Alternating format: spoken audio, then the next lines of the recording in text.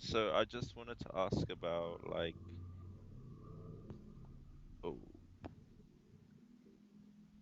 okay, I was just gonna ask about like moral responsibility that I feel towards environmental crisis and the world, like in general. A lot of Yeah, things seem to be falling apart in that sense, and sometimes I feel like there's a clash between wanting to do activism and um, just being in presence or being in oneness and yeah, maintaining that in the face of having to act or yeah, thinking that I totally. need to act. Yeah, totally. Because in the end, the acting, the political activism is a story that you're telling yourself. So right here, right now, life is perfect. There is no climate crisis. There is no people in poverty. There is no crisis happening here. There is what is, which is free and alive and present and radiating.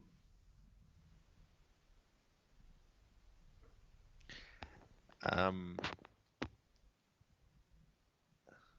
I think I know that, but well, I think what's like you mean with the human part of me saying I have a like a duty to my children, Yeah, yeah, uh, etc. But I guess there's also probably maybe a lack of maybe what you're saying that more of a trust or a lack of no, trust. I'm not saying that actually. I think there's two levels to it. So on the absolute level, so if you go to the consciousness part and the beingness, the I amness part, like they do not care, but not in a not caring way. They just don't have the capacity to care about the state of the world or not. What happens with those two is there is absolute love and empty looking. So from that angle, it's perfect. But then on the human level, we what we have on the human level is we have the ability to think in time. It doesn't mean that our thinking in time is correct because it's something that we've made up and we've put all the parameters around thinking. So we've decided what climate crisis means, we've decided what climate means, we've decided what good, bad, right, wrong, like like we've decided everything, and then we put it into a language to communicate about that, and it has accuracy, but it's never totally accurate because our words and time and everything is always changing. Like our words are expanding, our knowledge is expanding. So what we think today might not be the truth in 30 years, and we see that continuously through the last like 100 years. Is what we thought 20 years ago, um, we've expanded our knowledge and it's changed again and again and again. We even see it on the internet, on social media, really radically. Like these stories are rising, and you think you get told that this thing is healthy for you, and then you read a different article, and then you're like, oh wow, this is healthy for me. That wasn't correct. And so there's always this expansion on knowledge, and there isn't like this one definite point that says this is the truth. It's like something that's always moving.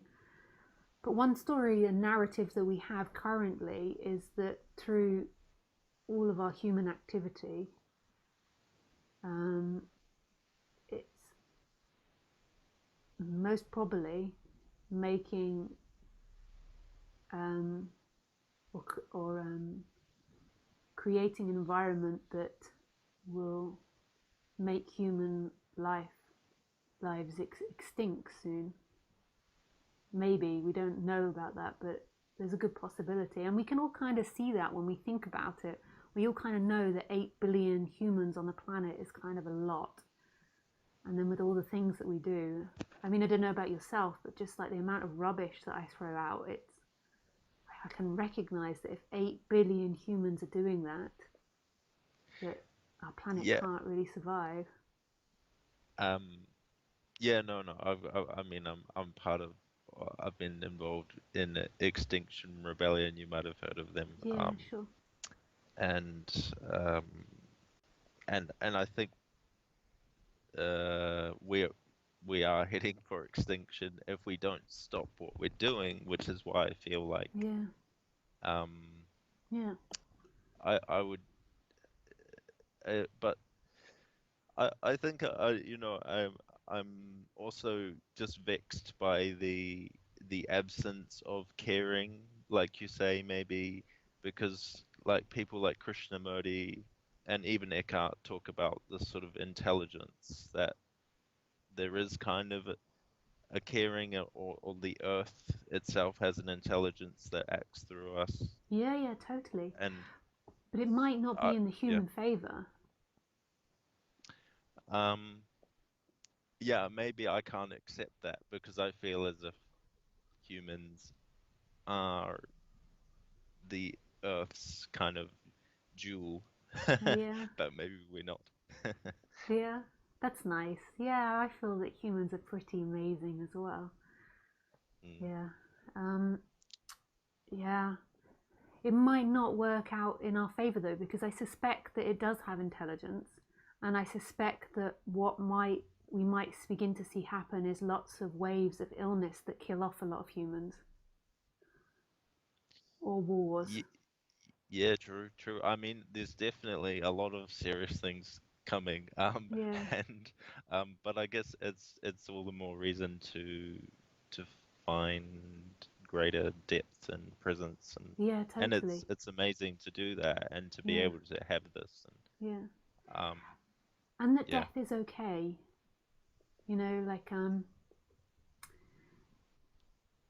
Like yeah, I've chosen not to be vaccinated, and I don't know if that's the right decision. It's just it might change because it's very difficult in Europe at the moment not being vaccinated.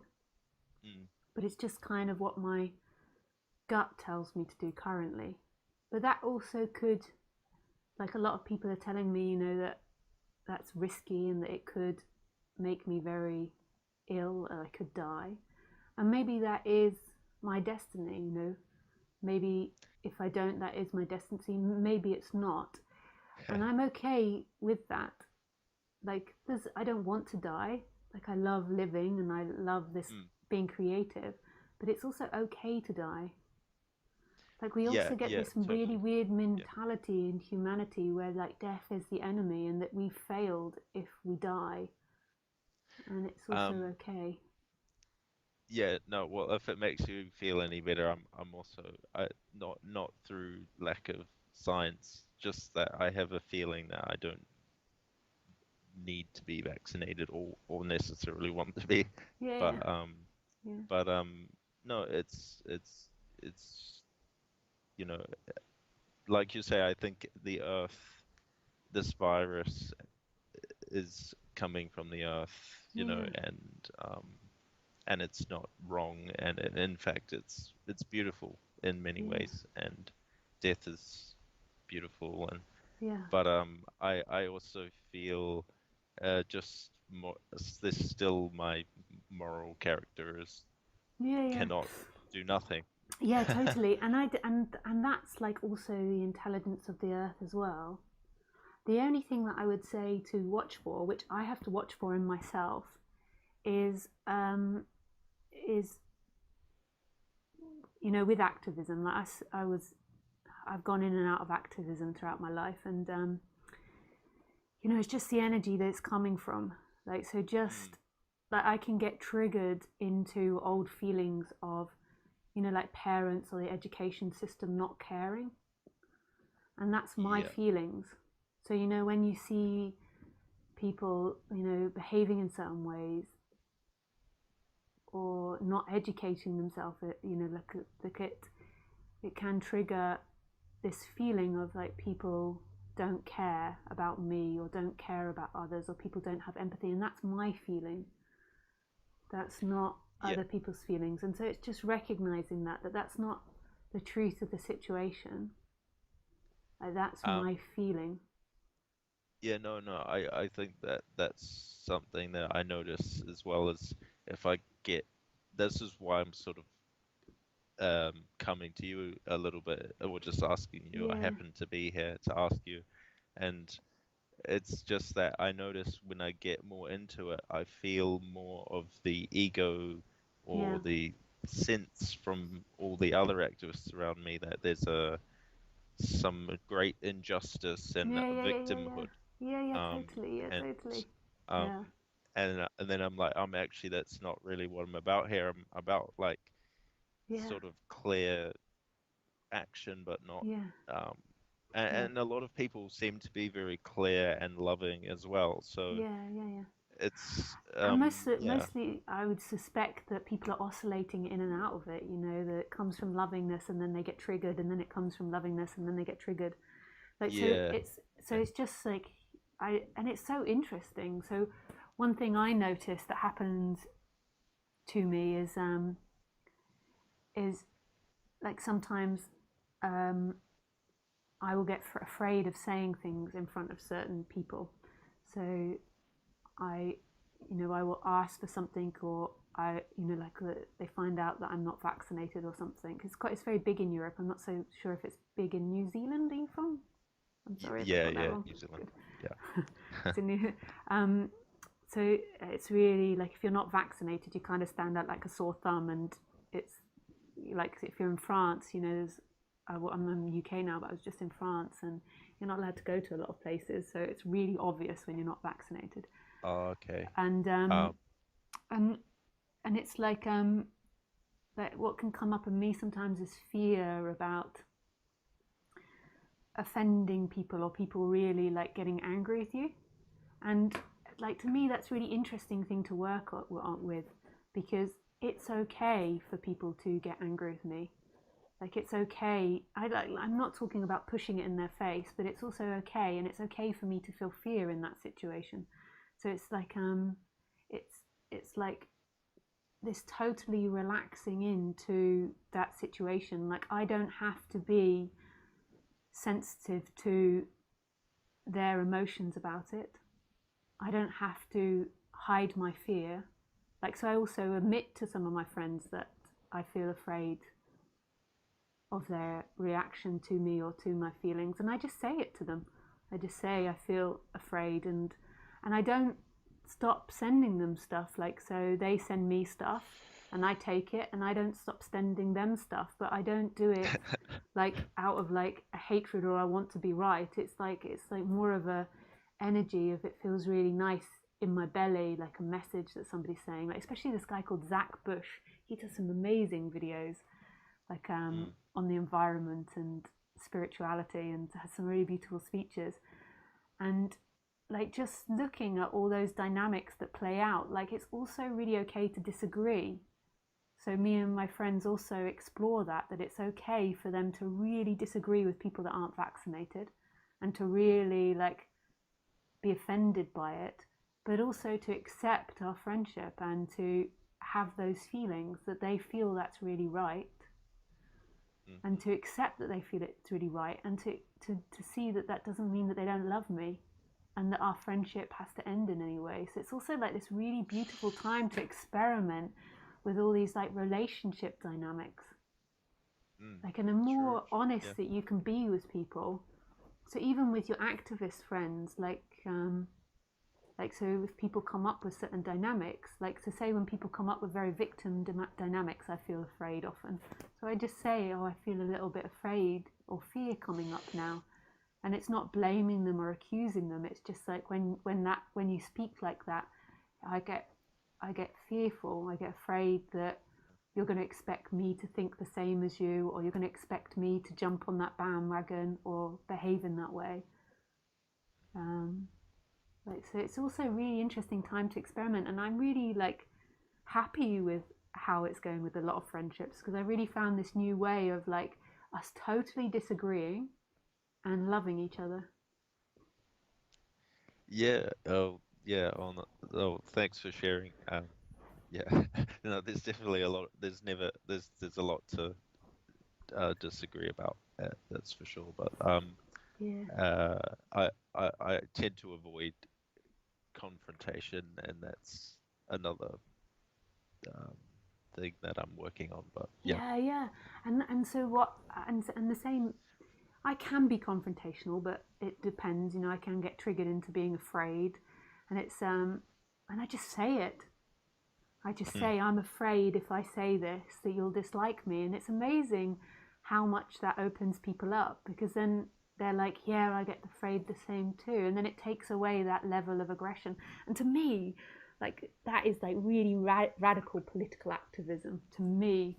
When you can really Just get honest with people from a really vulnerable place, it's mm. like that is like healing, like True. Yeah, really healing us. yeah, being vulnerable. Yeah, and I think that's what's drawn me a bit to Extinction Rebellion, because they do bring the emotion, the vulnerability of emotion to it. Yeah, cool, The yeah. climate breakdown, which um, there is a spiritual aspect to it, I Yeah, feel, nice. and Yeah, actually, I've got yeah, some friends in the UK that have been involved in that too, and they are deeply spiritual, so they've got that element to them. I've never really explored it. I just know people that have been into it. And there's another one, isn't there? Like an animal rebellion as well.